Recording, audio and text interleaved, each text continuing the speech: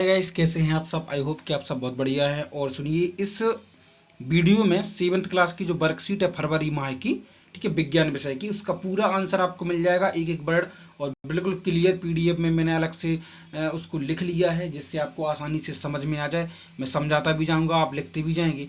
तो खंड आ में आपको सबसे पहला प्रश्न देखने के लिए मिलेगा कि लोहे के एक टुकड़े को खुले में कुछ दिनों तक छोड़ देने पर उस पर एक हल्के भूरे रंग की परत जम जाती है, जिसे जंग कहते हैं। अब बताना है आपको कि क्या जंग की प्रकृति लोहे की प्रकृति से भिन्न होती है। तो इसका सही उत्तर है कि हाँ भाई, जंग की प्रकृति लोहे की प्रकृति से अलग होती है। ठीक है, ये हो गया आपका।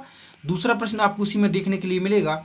इसको थोड़ा मैं बड़ा कर देता हूँ, जिससे आपको आसानी से, हाँ, अगला दूसरा आपको देखने के लिए मिलेगा, जंग लगने के लिए किन कारकों की उपस्थिति अनिवार्य है।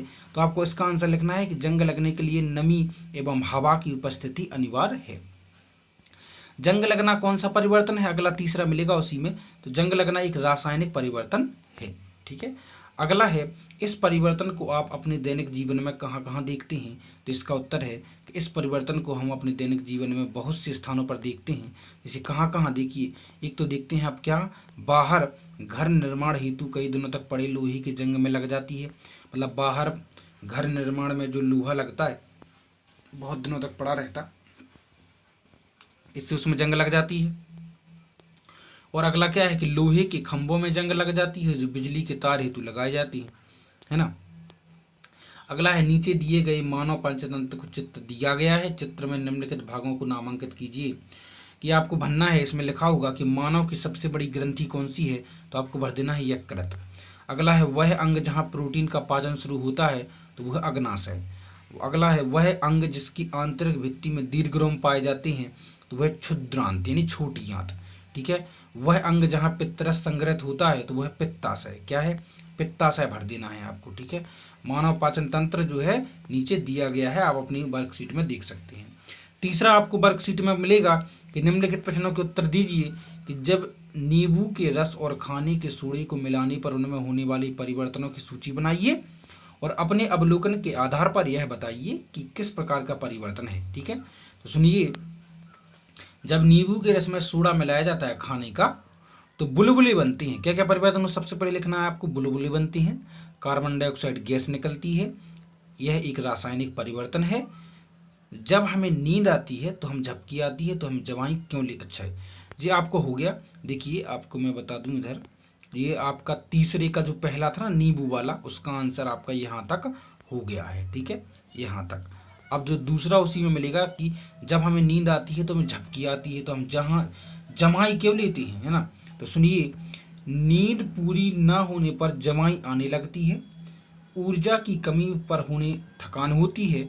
इस स्थिति में शरीर में ऊर्जा का संचार करने के लिए ज़्यादा ऑक्सीजन की जरूरत पड़ती है। इंसान का बड़ा सा मुंह खोलकर ज़्यादा से ज़्यादा वायु को अंदर लेने के लिए जमाई लेता है, जिससे अधिक ऑक्सीजन फेफड़ों में प्रवेश करती है। इसी कारण जमाई हमें आती है। ठीक है, अगर नहीं लिख पा रहे हैं तो वीडियो को पॉज करके भी लिख सकते हैं। अगला आपका तीसरे ही में आपको देखने के लिए मिलेगा अलग प्रश्न कि अपने परिवार के कोई 4 सदस्यों के प्रति मिनट नाड़ी स्पंदन दर ज्ञात कीजिए तथा प्राप्त आंकड़ों के आधार पर तालिका को पूर्ण कीजिए। मतलब अपने घर परिवार में कोई भी लोगों की अब क्या कर सकते हैं, नाड़ी स्पंदन 4 लोगों के नाम लिख लें और अपने जो हाथ की जो नाड़ी स्पंदन है, हाथ की नस, उसको पकड़ के देखिए 1 मिनट में कितनी बार वो चलती है। ठीक है, ये आप अपने हिसाब से भी कर सकते हैं। अगला है फोर्थ कि रोटी को गीला कर छोड़ दें, 3 दिन बाद होने वाले परिवर्तन बारे लिखिए। तो देखिए उसमें क्या परिवर्तन हो जाएगा, उसमें हो जाएगा क्या क्या कि अगर हम रोटी को गीला छोड़ देते हैं तो सफ़ेद संरचना मतलब फफूंद दिखाई देने लगती है, दुर्गंध आने लगती है और सड़न पैदा हो जाती है। ठीक है, अब अगला है दूसरा कि क्या कारण है कि हमें ग्लूकोज से ऊर्जा तुरंत प्राप्त होती है। तो सुनिए, जब ग्लूकोज सीधे लिया जाता है तो इसके पाचन की आवश्यकता नहीं होती। मतलब इसमें ऐसा नहीं है कि पचने की आवश्यकता नहीं होती, ग्लूकोज रक्त में आसानी से अवशोषित हो जाता है और शरीर को ऊर्जा प्रदान करता है। यह एक सरल शर्करा होता है। जब कार्बोहाइड्रेट का सेवन करते हैं तब वह ग्लूकोज के रूप में पच जाता है और तुरंत ऊर्जा प्राप्त होती है। ठीक है, अब हम चलते हैं अगले क्वेश्चन पर। और 5वां क्वेश्चन आपको मिलेगा कि आप सर्दियों में आपको एक मोटा कंबल तथा एक के ऊपर एक जुड़े 2 पतले कंबल दिए गए हैं। आप सर्दी से बचने के लिए इनमें से किसका चयन करेंगे? तो भैया एक मोटा दे दिया गया और 2 पतले पतले दे दिए गए। तो देखिए सर्दियों में यदि हमें मोटा कंबल तथा एक के ऊपर एक जुड़े 2 पतले कंबल दिए जाएं तो हम सर्दी से बचने के लिए इनमें से एक के ऊपर एक 2 जुड़े कंबल पतलों का चयन करेंगे। जो पतले एक के ऊपर एक 2 जुड़े कंबल हैं उनका चयन करेंगे। हम ऐसा इसलिए करेंगे क्योंकि दोनों कंबलों के बीच में वायु की एक परत विद्यमान होती है जो ऊष्मारोधी कार्य करती है ना। ऊष्मारोधी अंदर की जो ऊष्मा है उसको बाहर नहीं जाने देती। दोनों चादरों के मध्य वायु की पतली परत अंदर की ऊष्मा को बाहर से विकिरित होने से रोकती है, जिससे कि अंदर गर्माहट बनी रहती है, गर्माहट। ठीक है। अगला है कि टिन के 2 डिब्बे लीजिए, एक के बाहरी पृष्ठ को काला व दूसरे को सफ़ेद कीजिए। दोनों डिब्बों को बराबर मात्रा में जल भरकर 1 घंटे के लिए धूप में रख दीजिए।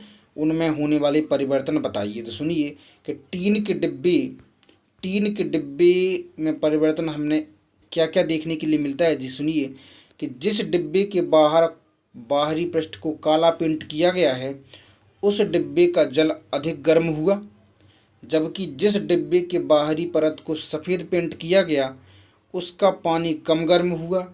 इसका कारण यह है कि गहरे रंग अधिक ऊष्मा अवशोषित करते हैं, जबकि हल्के रंग कम ऊष्मा अवशोषित करते हैं। अगला है छठवां कि निम्नलिखित प्रश्नों के उत्तर दीजिए।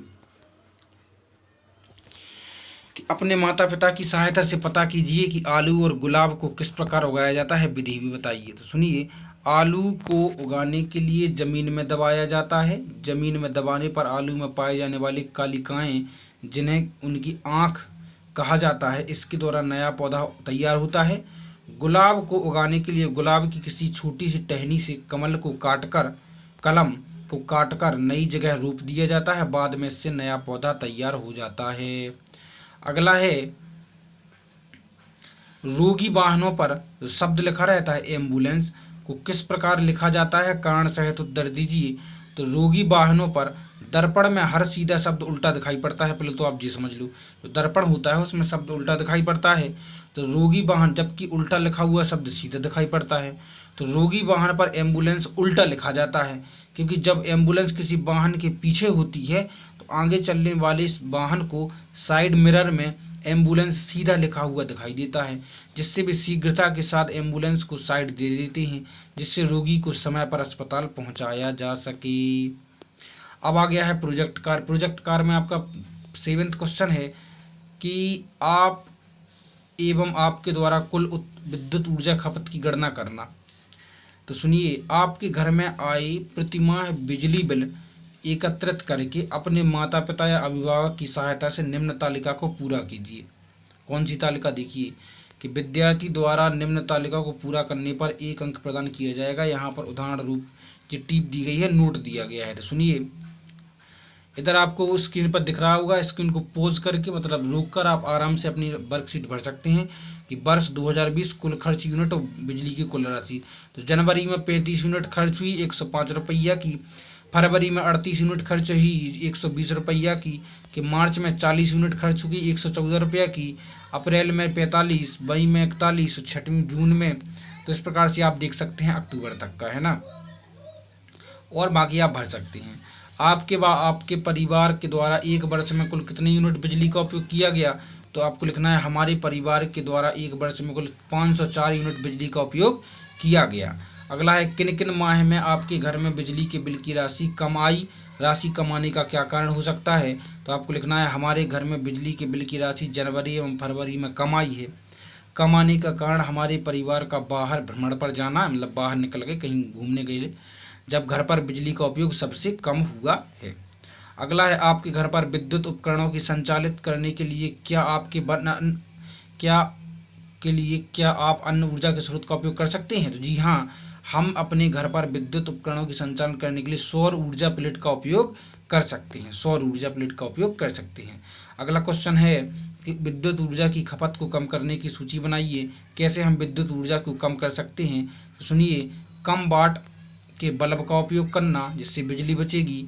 उपयोग ना होने पर स्थिति में बल्बों को बंद कर देना चाहिए। अनावश्यक रूप से चल रहे पंखों को बंद कर देना चाहिए।